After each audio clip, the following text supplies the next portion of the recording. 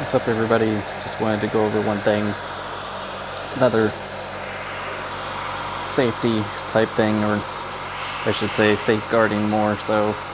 You can get stair tools that are a lot smaller, carpet wands, to do this, but this is quite a tight area where I'm at, and you can see I don't want to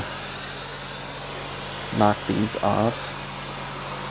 So I've already done some of the stairs, but this, using my upholstery tool, will make it easier to avoid running into these things. Now, like I said, there are stair tools you can buy with your carpet cleaner. I don't have one on me at the moment, so this is the next best solution to avoid damaging people's stuff. It's using your upholstery tool so you don't run into things like this, because I can't just remove these off. So I'm going to start at the top and work my way back down, and this will help get the risers better and everything. So I just thought this was a cool little tip. If you don't have a stair tool, you just use your upholstery tool. It doesn't take that much longer, and plus you get a thorough job because you get in the corners really well. So this is the Vac shear drive.